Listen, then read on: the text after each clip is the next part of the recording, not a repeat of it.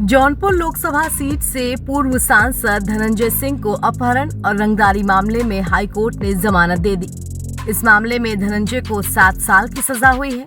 धनंजय को जमानत मिलने के बाद जौनपुर लोकसभा का चुनावी समीकरण बदलने की संभावना जताई जा रही है। धनंजय सिंह की पत्नी श्रीकला रेड्डी यहां से बसपा के टिकट पर चुनाव लड़ रही हैं। पूर्वांचल के राजनीतिक गलियारों में चर्चा है कि धनंजय सिंह की जमानत के बाद जौनपुर लोकसभा सीट पर चुनाव रोमांचक हो गया है। इस बात में कोई दो राय नहीं कि धनंजय सिंह के जेल जाने के बाद से हॉट सीट बन गई थी जौनपुर, वो भी तब जब बीजेपी की तरफ से अपना प्रत्याशी उतारे जाने के बाद धनंजय सिंह ने अपने सोशल मीडिया के जरिए चुनाव लड़ने का ऐलान कर दिया था।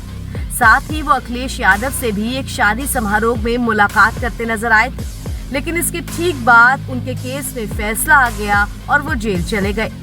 जौनपुर शहर की विधानसभा सीटों पर सपा का लगातार कब्जा रहा है। इसका मुख्य कारण ये है कि यहाँ यादव मतदाता बड़ी संख्या में है। यही वजह है कि जौनपुर को पूर्वांचल की हॉट सीट भी माना जाता है। जहाँ तक जौनपुर लोकसभा सीट की बात करें तो इस सीट से हमेशा दिग्गज नेता दावेदारी करते रहे हैं। मिनी मुलायम कहे जाने वाले पारसनाथ यादव हों या फिर स्वामी चिन्मयानंद। बात जीत की करें तो जौनपुर लोकसभा सीट पर 20 साल में 2 बार जीती है बसपा। साल 2004 में ये सीट सपा के खाते में गई थी, तो 2009 में इस पर हाथी का कब्जा हुआ था। फिर 2014 में यहाँ पर मोदी लहर में कमल खिला और फिर 2019 में इस सीट पर एक बार फिर से बसपा की वापसी हो गई। जौनपुर सीट से बीजेपी ने महाराष्ट्र के नेता कृपाशंकर सिंह को टिकट दिया है। वहीं समाजवादी पार्टी ने बाबू सिंह कुशवाहा पर दांव खेला है। उधर बसपा ने धनंजय सिंह की पत्नी श्रीकला रेड्डी को मैदान में उतारा है। अभी तक जौनपुर के चुनावी मैदान में कृपाशंकर सिंह मजबूत माने जा रहे थे, लेकिन धनंजय की एंट्री से समीकरण गड़बड़ा रहे हैं। भाजपा के स्थानीय नेता भी अच्छी तरह से जानते हैं कि धनंजय की चुनावी मैदान में एंट्री पासा पलट सकती है। धनंजय सिंह ने साल 2014 में भी लोकसभा का चुनाव लड़ा था, लेकिन मोदी लहर में वो बेअसर साबित हुए थे। धनंजय को 70,000 से भी कम वोट मिले थे। वहीं बीजेपी के केपी सिंह चुनाव जीते थे, मगर हार के बाद भी धनंजय का राजनीतिक रसूख बरकरार रहा।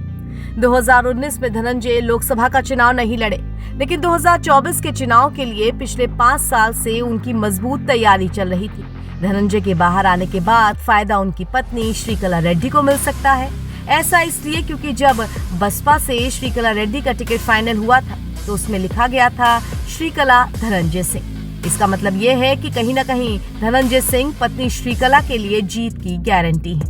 धनंजय सिंह पिछले 22 साल से जौनपुर की राजनीति में सक्रिय हैं। विधानसभा से लेकर लोकसभा, ब्लॉक से लेकर जिला पंचायत और एमएलसी तक के चुनाव में उनकी सक्रियता मानी जाती है। सत्ता किसी की भी हो, पर उनके समर्थक बड़ी संख्या में छोटे बड़े राजनीतिक पदों पर काबिज रहते हैं। ये सब धनंजय सिंह के लिए जौनपुर सीट पर मजबूती को दिखाते हैं। सपा ने वहां से बाहरी प्रत्याशी बाबू सिंह कुशवाहा को उम्मीदवार बनाया है, जिनके आने के बाद से पार्टी के भीतर ही विरोध शुरू हो गया है और माना जा रहा है कि इसका फायदा भी बसपा को मिल सकता है। तो अब देखना दिलचस्प होगा कि जौनपुर लोकसभा सीट पर कौन बाजी मारता है। एनबीटी ऑनलाइन की रिपोर्ट।